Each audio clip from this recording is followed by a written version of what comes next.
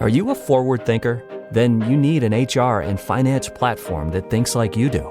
Workday is the AI platform that helps propel your organization, your workforce, and your industry into the future. Workday, moving business forever forward. The following story broke the internet just 2 days ago. I am a mythologist. I have seen giants, and they are now among us. I am a mythologist. It was a profession passed down from generation to generation, and I've always been interested in it. The old tales my dad used to tell me about fairies, cyclops, and big giant wolves always had me on edge. There was something he never spoke about, however. That was giants. Whenever I brought up the giants, he would clearly change from cheerful to stone cold, even fearful at times. One night my dad came home drunk. I could smell the whiskey on his breath from 10 feet away. He was clearly in a state of panic, as the only detail I remember vividly were his big eyes. They were almost black. When it was time for me to sleep, I asked him for some tales, and no matter how mad he was, he always told me something I had never heard of. I missed those times. He was telling me a story about an ancient fairy garden that produces dreams when I brought up giants. Without a single word, he switched out the lights and left my room, leaving me to soak in the eeriness of if he was mad or not.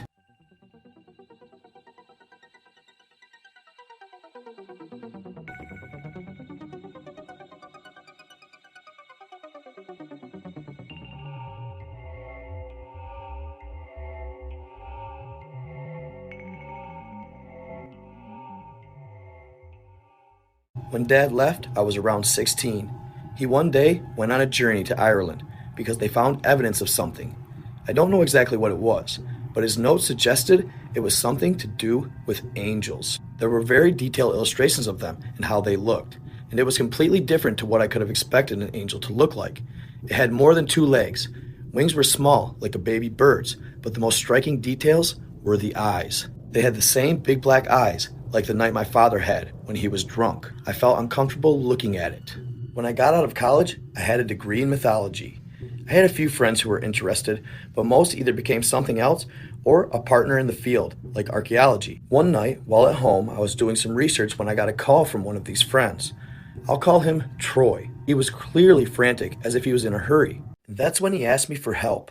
Apparently, on one of the digs, they had found evidence of something that needed to be identified. My first and most obvious question was, why would you need a mythologist for that? He avoided it and said they could fly me out tomorrow. This was in Afghanistan, but it was in a more remote or desolated area of it. Since this was the case, I wasn't too fearful of any potential threats, and after some time of thinking, I agreed, and I was flown out in time no less than when the sun had fully rose the next morning. When I stepped onto the dry, sandy landscape of the country, I was shocked. The sun was blazing so hot it felt like I would be reduced to ash. I felt uncomfortable, and I moved to the spot where I was meant to be picked up. When the pickup arrived, I hopped in, and after a few hours of treacherous heat and sandy roads, we finally arrived to a very large dig site. There were scientists, journalists, but most confusing of all, there were armed guards. As I shuffled over, Troy greeted me with a tight hug and gestured for me to follow him, so I did. We walked into one of the many research tents, and there were very old illustrations, books, and more. But the one thing that caught my eye was a bottle that was waxed shut with a rolled up piece of paper inside. I looked at it, and he caught my gaze and explained, "Yeah, we found that at the site. We think it might be a codex or a dating. If we are right and able to figure out what it says, it could change quite a lot about the history of this place. All the things we wondered could now be proven." Then I asked the burning question, "Why do you need me then?" A massive lump formed in his throat as he walked out, me trailing closely behind.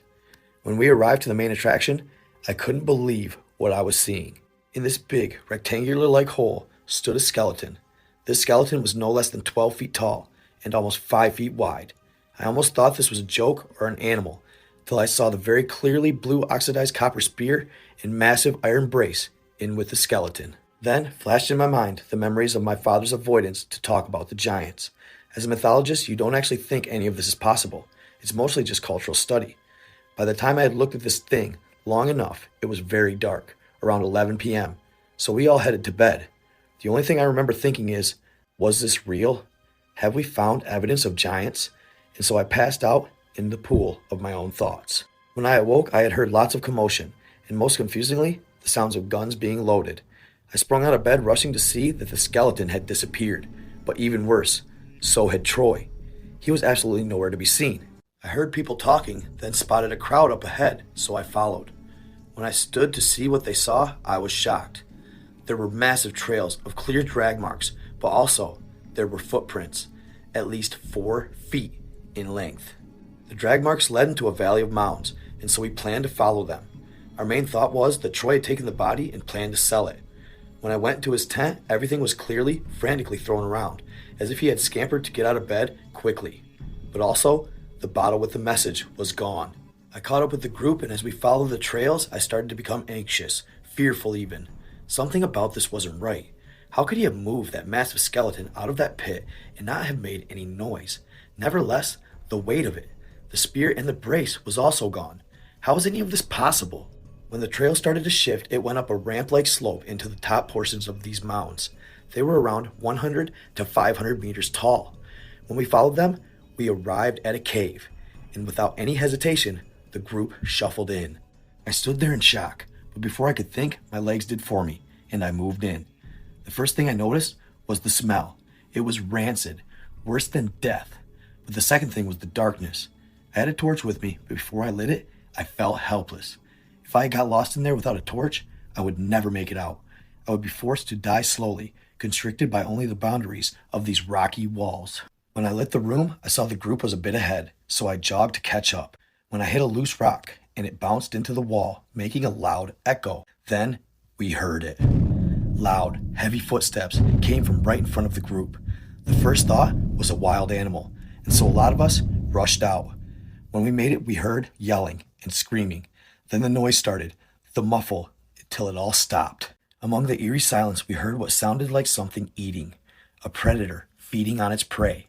One of the many armed guards quickly loaded his rifle, and the sounds suddenly stopped again. The footsteps, slow this time, came towards us, and the guards immediately pulled their weapons up, waiting. Then slowly formed out of the darkness a massive shape of a human. From even that, I could tell it was at least 15 feet, maybe more. Then it emerged. From that cave, a massive axe swung out, striking one of the guards in the body, sending him off the mountain. There were no screams. He was gone instantly.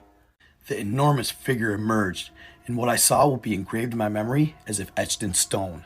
It stood tall, almost 20 feet. Its skin was a pale, stark gray, and its features were strict. It had black hair, deep eyes sunken into its head, far more than naturally should. Its nose was slightly cut off, and it had horrendous scars on its face. But its mouth is what I remembered the most. It had a grin with thousands of tiny, razor-sharp teeth, and there were blood on them. It was primal, a supernatural being that should not have existed. Outlining his body were bones. He used rags to tie them onto him. It was wearing the skeleton of what we had extracted, as if it was a trophy. But what still gives me nightmares today was what hung off its body. There were twin ropes with parts mounted on them like trophies. They were his friends. The guards opened fire on the beast as it let out a deep, guttural roar, almost like the screech of metal. I watched as it grabbed the closest person, one of the guards, and without any trouble, the beast squeezed. The guard turned to nothing. For that brief moment, it was distracted, so I ran beneath its feet as it dropped his lifeless body to the ground. I ran and ran till I found where it had been hiding. There was a small cavern, and there stood a bunch of dead grass, sticks, and the like. I didn't know how this thing got grass in the middle of Afghanistan, but I didn't care. As I scanned his lair with my torch, I spotted it. The bottle, with the wax sealing it closed and the letter inside. It was easy to break, and I figured, in my last moments, I would read it. This is what it read. To those who happen to find this, I am dead. I am not the body of the monster that has been found. I am rather the man by the name of Lucas Hitchwood. What you have dug up is a giant, a massive beast that resides in all places, but is mostly considered fantasy. Lucas Hitchwood was my father's name. The note was smeared in ink and was clearly written in a hurry. I looked at the bottle and noticed something. Of course, it was an old whiskey bottle. Everything finally clicked. He never went to Ireland. He went here. He knew they existed. As I said this more, gunshots echoed and screams emanated from the pitch dark my torch couldn't illuminate. In a hurry, I ran to a wall and saw something shiny. There was a watch, a silver watch, which I recognized. It was my father's. I saw bones scattered and I realized he had died here. I sobbed like a baby till the shots stopped. I thought it was coming back, Then I heard my name being called. I rushed out to see the beast had fallen dead. Its eyes lay open to reveal the same dark sunken voids I had seen just moments ago. That was the last I remembered, the black voids of that thing's eyes. Then I passed out. I woke in the hospital and was told I had suffered from intense stress, which caused the fainting. As the nurse walked out, 2 men in suits walked in. I had heard of this, the men in black. What you saw that day is something that very few have ever seen. We have contacted who you work for and have managed to get you a sum of money in exchange for your sworn secrecy. A contract will be provided for this soon. I was paid $300,000 to be quiet. I was never to speak about the horrors I witnessed that day. Now, when I walk around the streets, I notice more black eyes staring at me. It's not long before I join my dad. The stress has been too much. I'm considering just giving up and leaving this world in peace. Parents of tweens, if you're familiar with far-off drop-offs... Dad, stop, right here. Or get DMs about what's for dinner, you may be experiencing tween milestones. For your son or daughter, these can start at age 9. HPV vaccination, a type of cancer prevention against certain HPV-related cancers, can start then too. For most, HPV clears on its own. But for those who don't clear the virus, it can cause certain cancers later in life. Embrace this phase. Help protect them in the next. Ask their doctor today about HPV vaccination. Brought to you by Merck. Wow, fam. What a hell of a story. My girlfriend had stumbled upon it. It was posted just 2 days ago to the internet. It's probably going to be heard more after this, but you already know. You heard it here first. So, what do y'all think? Crazy stuff, right? His dad was a mythologist, told him all these crazy stories, but always avoided the giants. Left for a trip to Ireland, but he ended up in the same place his dad actually went. Crazy. What I find to be the most fascinating about these stories is they seem to be located or take place in the Middle East, Kandahar, Afghanistan area. And these things epitomize what the Bible called the fallen, the abominations. Regardless of this story's validity, whether it's true or not, I have no idea. But an awesome account nevertheless. And it's something that we cannot write off. As soon as I heard it, I knew I had to share it with y'all. So I hope you enjoyed. Let me know what you guys think in the comments about this one. Wild. His dad left the bottle. Just awesome. Again, let me know what you think. Stay in love, stay in the light, stay tuned. I am out.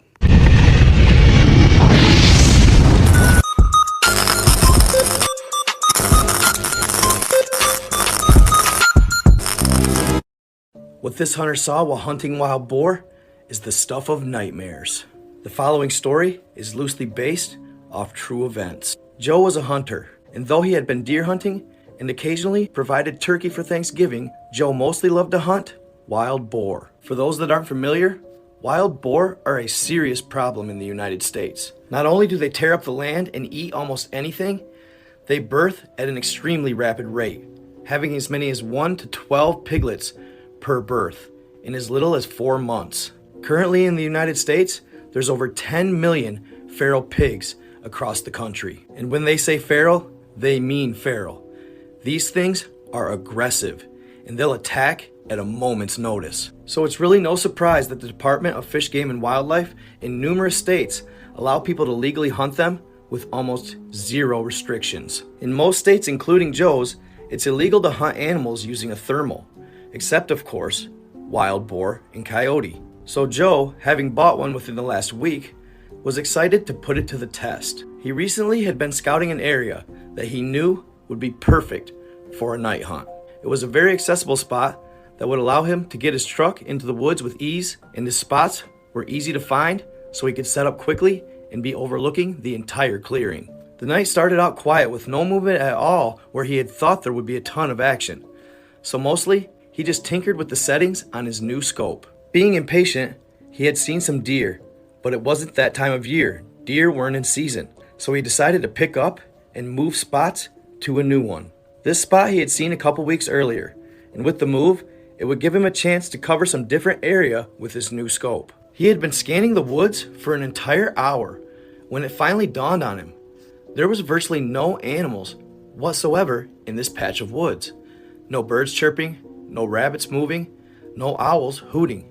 The deer he had watched earlier were now hundreds of yards away. Why was this spot so dead at night, but so alive during the day? he asked himself. He had set up around 10 p.m. It was now 2 a.m., and he hadn't seen a thing.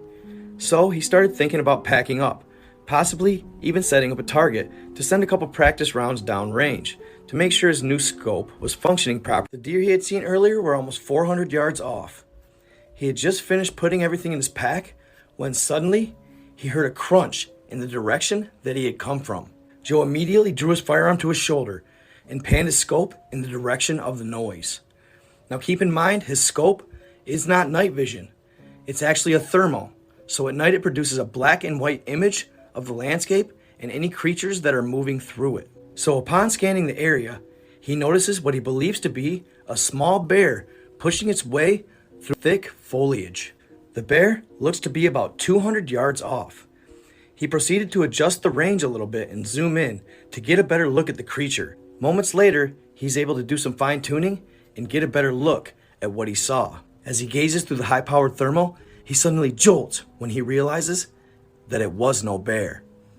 It was a man. Initially, he was so low and hunched over that Joe thought it was a young bear scavenging for food. Is that a game warden? Joe asked himself. It can't be. I would have seen the headlights coming in. Nobody has come up that 2-track. I surely would have seen them from where I was sitting, he thought to himself. If not the game warden, then who? A lost hiker? Where could he have walked from?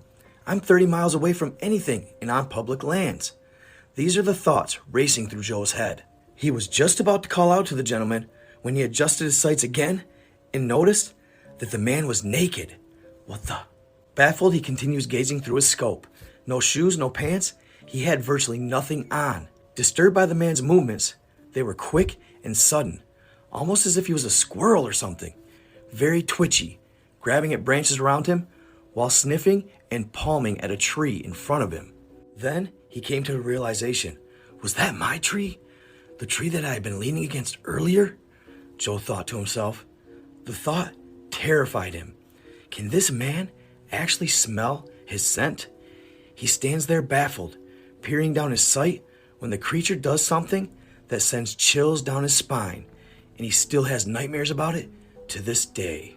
Suddenly, the man squats, placing both hands on the ground in between his legs, and stares straight up towards the sky, similar to a wolf mid-howl. Baffled, he can do nothing but sit there and watch, and that's when he heard it. Coming from that direction, a very desperate female voice cries out, "Help! I'm lost! Please, help me!" There was a long pause, but neither Joe nor the creature moved a muscle. A warmth of fear swept over him like he had never felt before. He gazed on, crosshairs fixed to the ground in front of the man.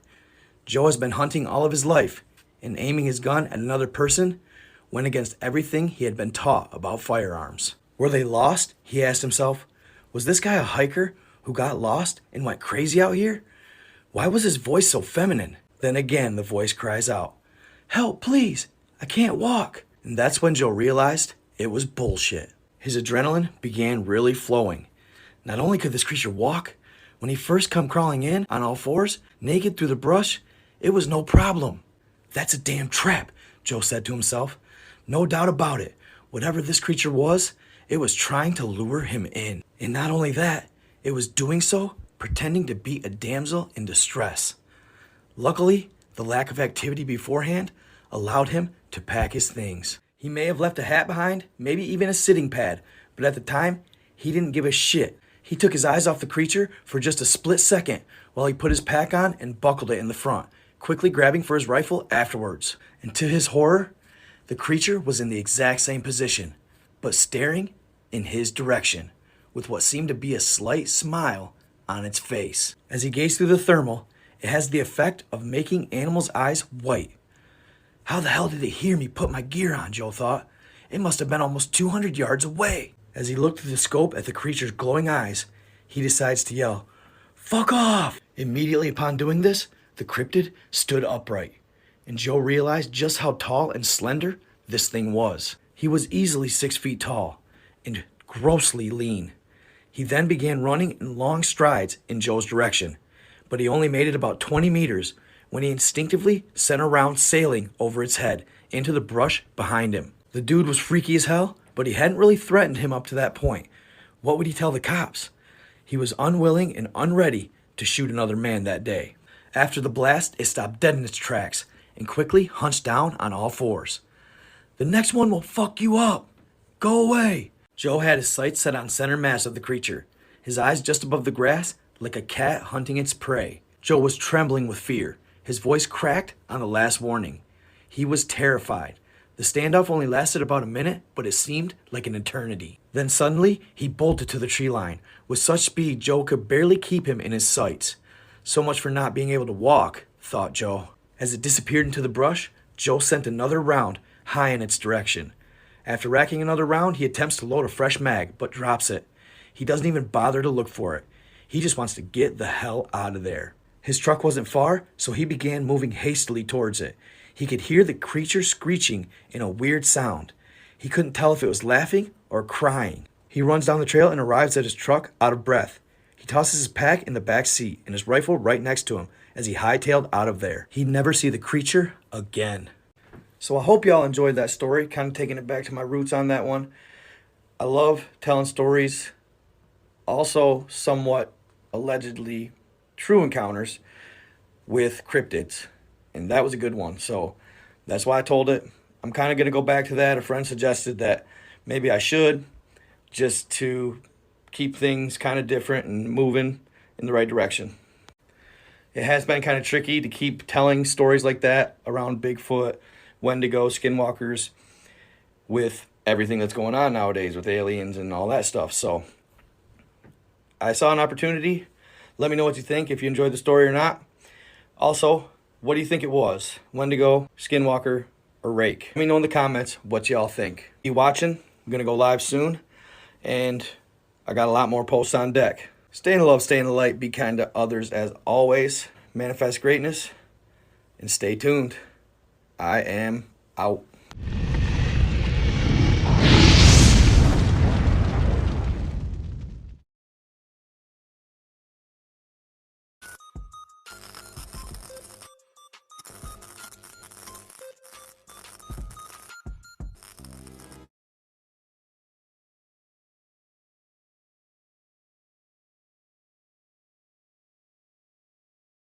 Was there a super advanced civilization inhabiting Earth as recent as just a couple hundred years ago that was taken out by a mud flood? Many people seem to think so, and the evidence has been right under our nose the entire time. Tartaria, originally pronounced Tartaria without the R, is the name of an empire that was here before the Mongols and originated in northern Asia. Eventually, it spanned the entire northern hemisphere. Great Tartaria was the largest empire of its time and would have still been the largest empire today. The people of Tartaria were up to 12 feet tall, and the empire flourished due to in part of the civilization being a leader in advanced technologies, free energy. America's beverage companies are investing in America. We're American companies, making American products with American workers in America's hometowns. We're local bottlers and manufacturers, operating in all 50 states, employing more than 275,000 Americans in good-paying jobs, delivering for the nation, because we believe in the promise of America and the people who make it great. Learn more at WeDeliverForAmerica.org. Paid for by the American Beverage Association. Energy and architecture, but mainly in part because they were beings of love and light, and their society consisted of a melting pot of all different races and ethnicities. It was a place where discrimination didn't exist. All were accepted, no matter what their background. You won't find any information about Tartaria in the history books, as it seems the powers that be don't want us knowing about this civilization of super advanced and technological people. Y'all already know what time it is.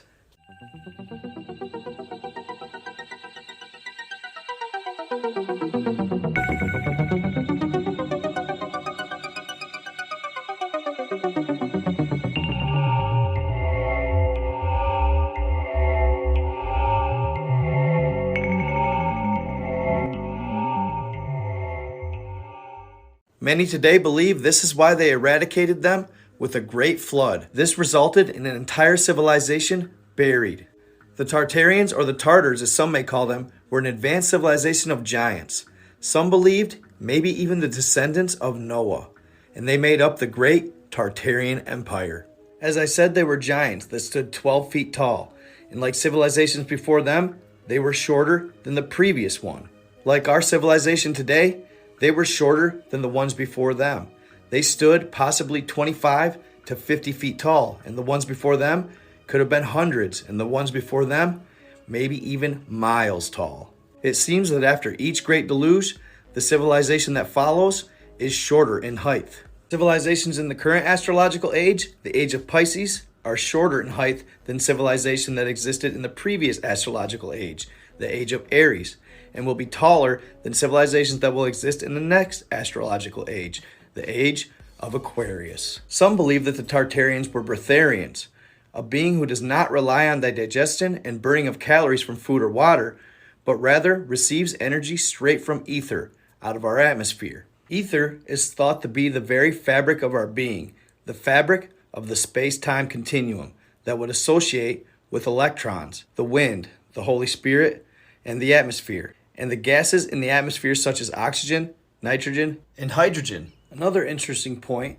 since the Tartarians quite possibly had an altered digestive system than the one we have, they had no need for toilets in their bathrooms.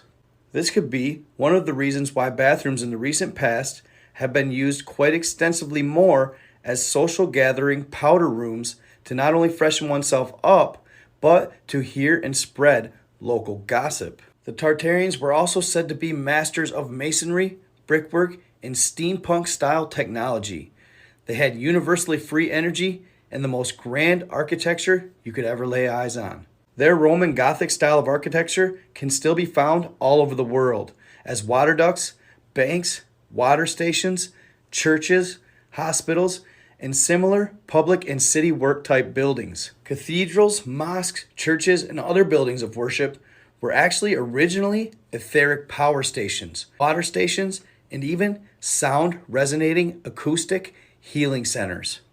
It's said that buildings today that we use as places of worship were actually functioning hospitals during the reign of the Tartarian Empire. Rather than what we were taught by mainstream science, Tartarian buildings were actually more similar in function to pyramids and temples found across the world. Through their ingenious engineering, intricate architecture, and super advanced technology, the Tartarians transformed Earth into a massive circuit board powered by the ether, just like the ancients did with the pyramids and the temples many, many years ago. How they did this was the crosses on top of the buildings were used as etheric electrical antennas.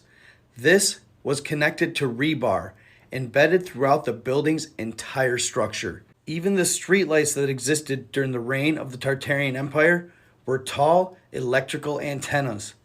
These streetlights harnessed the power of the ether, which caused the gases inside of the upper bulb to ionize and illuminate. According to historians, rather than glass, they believed that possibly these bulbs were made out of quartz crystal. These quartz crystal balls could have contained different substances such as mercury or radium, which reacted with the ether, or the bulbs contained nothing at all. And the quartz crystal itself is what reacted with the ether. And this is what I believe to be the case. Fireplaces were just as intricate as the house themselves.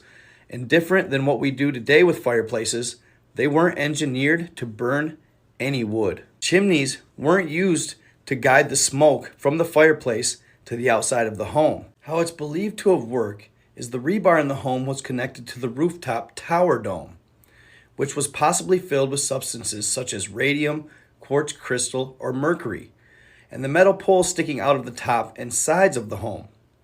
All of this metal was then connected to the metal backplate found inside the original Tartarian fireplaces and chimneys. Just like the crosses found on churches, cathedrals, and mosques, the metal poles sticking out of the top and sides of the buildings acted as etheric electrical antennas.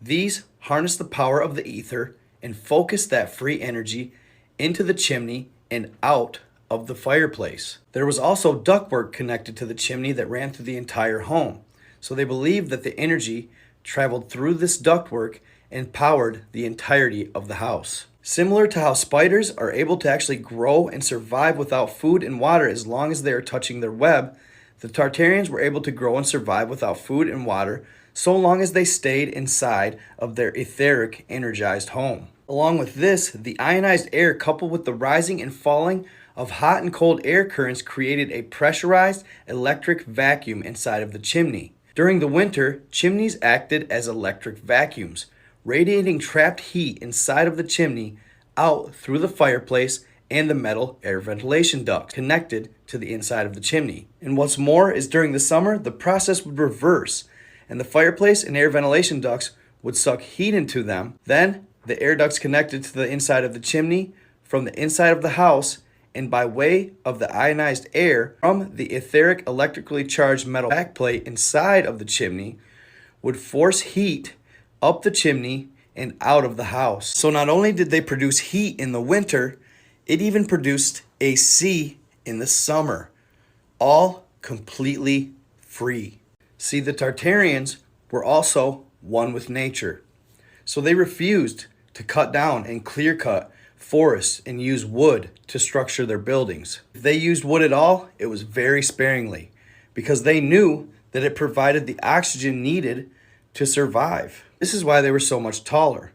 It's said today that the trees are merely bushes compared to what they were thousands of years ago. The oxygen that was once provided on Earth made the beings of Earth much bigger, much stronger, and the like. The truth is, what we're doing today to the rainforests and the trees is an absolute tragedy. Now to the mud flood reset. This great reset is what many attribute to the demise or downfall of the Tartarian Empire. What's baffling about the theory is that enthusiasts believe that it only happened as many as 200 to 400 years ago. Some even believe the mid to late 1800s. Buildings hundreds of years old, located all across the Terra, are known to be encased in a mud flow up to several stories high, and in some cases, even completely engulfing the buildings entirely in nothing but mud. You can find buildings that have an age of only a few hundred years, and find them to be buried entirely in mud. The windows and doors of the buildings are quite often found to be at ground level, and occasionally even found to be completely buried underneath the surface of the mud that covers the entirety of the area. The vast majority of these buildings are said to be located in Russia and East Asia, as that's where the Great Tartarian Empire was mostly located and where it originated. But as I said, these buildings are scattered throughout the world, even in America. Here you see some construction being done on the Capitol building in Washington. Yes, you heard me right. The Capitol building. Notice here, you can see the stains of the mud that covered well over 20 feet of the base of the building. So the question people ask is, were these buildings already here when we got here? Were they built by an entirely different civilization? And if this is the case, what type of deluge happened that brought that much mud into their area? And what's more, the question I have that bothers me the most is, if this was the case, then where are all the bodies? Where are all the skeletons and remnants of this civilization? They aren't being found. Were they saved by an ancient alien race? Were they taken off planet? Or did they maybe even go underground? Now with that, it is said that the government has found massive amounts of technology underground, caverns with high-speed trains running through them, trains that span the entirety of the earth. But that's a story for another day. Hope you enjoyed. Stay in the love, stay in the light, be kind to others, and stay tuned. I am out.